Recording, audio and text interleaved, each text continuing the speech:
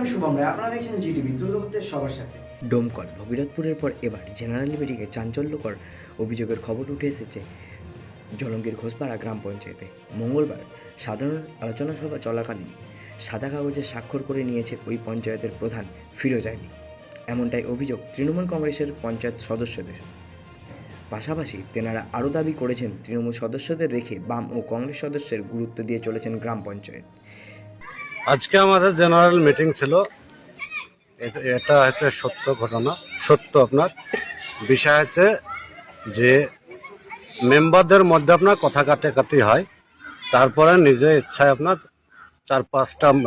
চার পাঁচজন মেম্বার নিজের ইচ্ছায় বেরিয়ে চলে যায়, এটুকু। আপনার যোগ্য সম্মান দিচ্ছেন না আপনারা, মানে দলেরই মেম্বার, তাদেরকে আপনারা সম্মান দিচ্ছেন না।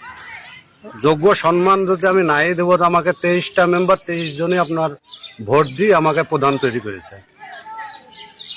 এমন অভিযোগ উঠছে যে আপনি নাকি পঞ্চায়েত সার্টিফিকেটটাও তাদেরকে দেন না নাকি, এমনটাও বলছে। কোনো কাজ থেকে শুরু করে সবকিছুতে বঞ্চিত করেন, মানে আমি মেম্বার তারা। দেখুন, আজ থেকে 18 সালে আমি উপপ্রধান ছিলাম। এবার 23টা মেম্বার 23টা ভোটই আমাকে দিয়ে আপনার প্রধান তৈরি করেছে ওরাই।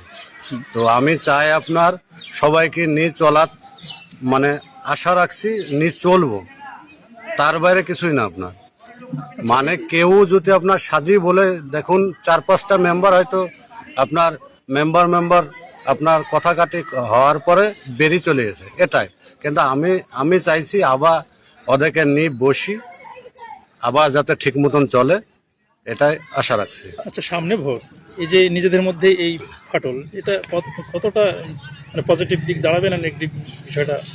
আমাদের মধ্যে দেখুন ফাটল নেই, মেম্বার দু একটা কথা কাটাকাটি হয়েছে, এটুকু। কিন্তু আমাদের ঘোষপাড়া পঞ্চায়েতের আমরা তৃণমূল থেকে নির্বাচিত সদস্য। একটু জোর বলবেন। আমরা নির্বাচনে 14 জন তৃণমূলের মেম্বার আমরা জয়লাভ করি। তাতে আমরা প্রধান গঠন করি এবং আমাদের যে প্রধান সাহেব হয়, সে প্রধান সাহেব আমাদেরকে বাদ দিয়ে কংগ্রেস সিপিএমের মেম্বারদেরকে নিয়ে এখন পঞ্চায়েত চালাচ্ছে। আমাদেরকে কোনো রকম কোনো গুরুত্ব দেওয়া হয় না। তৃণমূলের নাম করে প্রধান হয়ে আছে, অথচ তিনি কংগ্রেস সিপিএমের সঙ্গে পঞ্চায়েত চালাচ্ছে। প্রধানের নাম কি? ফিরোজ আলী। কোন পঞ্চায়েত? ঘোষপাড়া গ্রাম পঞ্চায়েত। আজকে কি সমস্যা? আজকে সমস্যা, আমরা আজকে মিটিং ছিল, জেনারেল বডির মিটিংয়ে আমরা গেছিলাম। মিটিংয়ে যাওয়ার পরে আমাদেরকে ফাঁকা রেজুলেশনে সই করতে বলে। আমরা সই করার পরে আমরা দাবি রেখেছিলাম যে আমাদেরকে বিগত দিনে আমাদেরকে এই রেজুলেশনে সই করিনি, আমাদেরকে রেজুলেশন শোনায়ও না, কিচ্ছু না। আমাদেরকে বললে আমাদেরকে মান সম্মান তুলে কথা বলে দিয়ে আমাদের চলে আসি আমরা।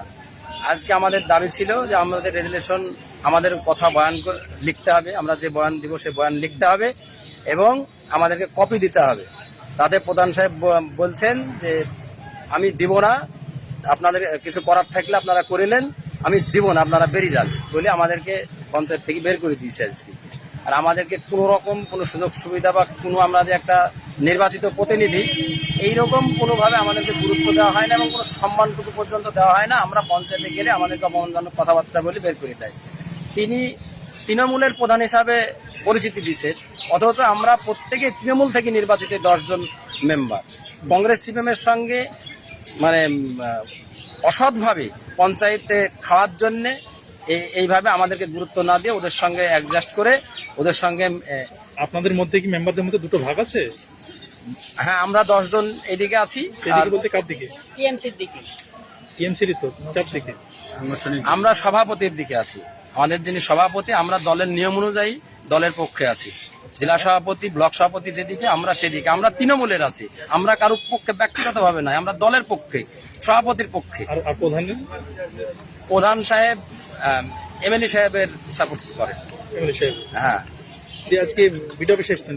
হ্যাঁ, আমরা বিডিও অফিসে, সেই জন্য বিডিওর কাছে আমরা আজকে অভিযোগ দায়ের করলাম।